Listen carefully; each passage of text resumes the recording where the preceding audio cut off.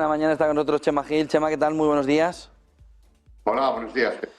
¿Qué fotografía está dejando esa cumbre entre China y Rusia de estos días? Pues yo creo que todo de esa cumbre la vamos a ver dentro de unos días. En realidad, tampoco se está transfiriendo fuera mucha información, casi protocolaria. Recordemos que el presidente chino ha hecho una tournée europea, se ha entrevistado con Macron, estuvo varios días en Francia, luego se ha entrevistado con otros líderes europeos y yo creo que lo que hay de fondo en realidad es la cuestión de Ucrania. Yo creo que todos están coincidiendo en que China puede ser el actor que definitivamente pueda impulsar el procedimiento más adecuado para llegar a un armisticio, un alto el fuego, en fin, a una solución algo más negociada. Pero poco más sabemos realmente de lo que pasa en esas conversaciones, sobre todo cuando los actores son el presidente Xi Jinping y el presidente Putin. Pedía a Estados Unidos, lo ha dicho también Reino Unido, lo han dicho países en Occidente, pidiéndole a China que sea más duro con Vladimir Putin. Ayer hablaron en esa primera comparecencia conjunta y Xi Jinping no se movió ni un milímetro del mensaje alrededor de esa guerra en Ucrania. Claro, otra cosa es el mensaje de salga afuera, ¿no? Por eso digo que yo creo que realmente si se está produciendo, si está ejerciendo un papel China para tratar de, acortar este enfrentamiento bélico, yo creo que se está produciendo de manera discreta. Y no sería de extrañar que además China esté ejerciendo este papel no con dureza, sino con habilidad, con el poder que sabe que tiene, con su capacidad de crecimiento, con su futuro. Y yo creo que si además de crecer como potencia tecnológica, incluso armamentística y demás, si China se convierte en un actor capaz de intervenir en una situación como esta y pararla, ese papel de hegemón que busca en 30, 40 años, desde luego, ya no sería solo un hegemón económico, tecnológico, sino que además adquiriría enteros como un país que puede solucionar, que tiene una voz propia, lo que no tiene Europa, por ejemplo, pero que tiene una voz propia, única y decidida, y que cuando se pone determinada en resolver una cuestión como esta, que es gravísima, donde hay un sufrimiento humano, yo creo que ganaría muchos enteros. Yo creo que China no solo camina para ser el hegemón económico, tecnológico, sino que también a ser un referente en la política internacional, imponiendo o siendo capaz de conseguir algunos enteros en el sentido este, ¿no? Ahora mismo, si vemos cómo está el panorama sobre el teatro de operaciones, así analizándolo un poco desde la distancia, hemos visto movimientos de repliegue que yo creo que son tácticos a la espera de armamento por parte de Ucrania ante la cercanía de Rusia a Kharkiv, que es la segunda ciudad en importancia. Pero en este momento ya podemos decir que están llegando armamentos de los prometidos por Estados Unidos, algunos, y desde luego de Europa. El otro punto fundamental viene alrededor de la ofensiva de verano. Venían diciéndolo, por ejemplo, Doswell venía comentándolo en la televisión alemana desde hace ya más de un mes. Ahora parece que con todo ese movimiento en Kharkiv se ve una operación o un movimiento, sobre todo para aprovechar el tiempo antes de que le llegue el armamento de Estados Unidos y de Europa. ¿Puede desestabilizar el entorno de la guerra ese espacio de tiempo hasta que le llegue ese material a Ucrania, ese armamento? Yo creo que eso se va a intentar evitar por parte de Ucrania con ese repliegue táctico que le permita, que eso es lo que debió hacer en la primera, digamos, contraofensiva que hizo Ucrania, que además le sacudió duro a Rusia. Eso es lo que debió hacer Rusia. Entonces yo creo que Rusia está intentando crear unos escenarios de diversión de fuerzas, pero no parece que Ucrania haya entrado a ese juego. Se están produciendo unos repliegues que son tácticos, que les permita, desde, reunificación de tropas, nuevo armamento y demás, poder avanzar posteriormente en ese escenario o en otros. Pensemos por un momento una cosa.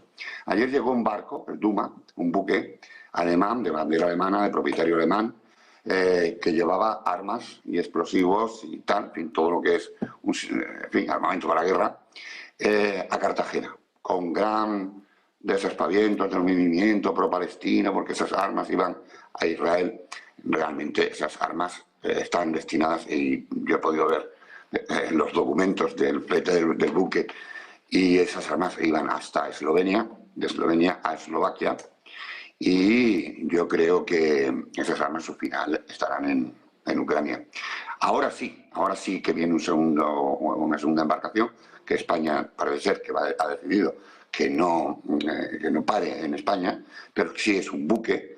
Yo creo que los pro-palestinos ahí se equivocaron del nombre y del buque, y sí, es un buque que va directamente a Israel, al puerto de Haifa.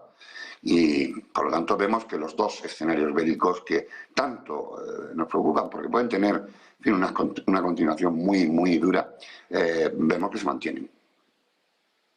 A partir de ahí vemos también en el otro conflicto fundamental, el de Oriente Medio, un choque entre Netanyahu y el ministro de Defensa. ¿Puede eso terminar de romper también la unidad en el gobierno de unidad nacional que está poniendo en marcha desde el inicio del 7 de octubre del enfrentamiento entre Israel y Hamás? ¿Netanyahu puede agrietarse en el gobierno? Sí, vamos, sin lugar a dudas, sin lugar a dudas. Netanyahu, verdaderamente, la gente debe saber que Netanyahu, en fin, responde a la acción absolutamente abyecta de Hamás el 7 de octubre, y parece, no digo que el hombre lo hiciera con conciencia, yo no estoy dentro del pensamiento del señor Netanyahu, pero parece que, en fin, todos los astros se aliaron para que ninguna de las inteligencias fueran capaces de convencer a los órganos decisores de Israel, es decir, al gobierno de Israel, de lo que venía de camino.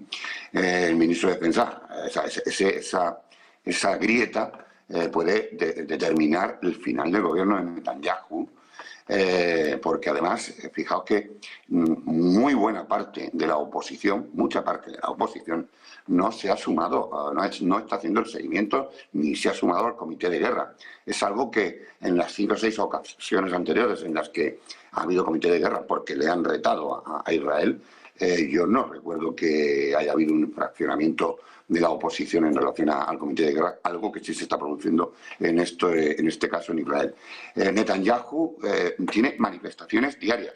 Por un lado, por los familiares de los secuestrados por Hamás, que permanecen en manos de Hamás, o quizá muertos, esperemos que estén vivos, por supuesto, pero hay una tensión ahí producida a raíz del propio conflicto, pero también tiene manifestaciones de manera con bastante frecuencia contra su gestión del país. Ya las tenía antes de este escenario, y además es que pretendió cargarse la independencia del Poder Judicial de un plumazo, cosa que no consiguió, y que yo creo que va a terminar con su puesta a disposición de los tribunales, llegado el momento, por unas acciones de corrupción, que era por lo que lo estaban investigando. Netanyahu, antes o después, tiene que rendir cuentas ante el pueblo de Israel, ante los israelíes, porque además, otra cosa no, pero es una democracia que son ciudadanos que son muy exigentes en ese sentido, y apoyando a sus soldados en la guerra, no dejan de manifestarse en relación con la gestión que hace Netanyahu. Muchísimas gracias por toda esa fotografía, Chema Gil. Sí. José, yo te sugiero una cosa. Sí. Antes estaba hablando de crecimiento con cohete y todo esto de España y tal. Has hecho muy bien en la referencia del PIB, pero yo le llamaría a cualquiera de los compañeros de negocios de televisión que hiciera el coeficiente Gini de desigualdad, y veremos y nos podemos llevar una sorpresa, porque mientras que Estados Unidos o otros países tienen una línea diagonal perfecta prácticamente, con una curva muy poco pronunciada, me da la impresión, yo no me he puesto a calcularlo, me podría poner a hacerlo, ¿no?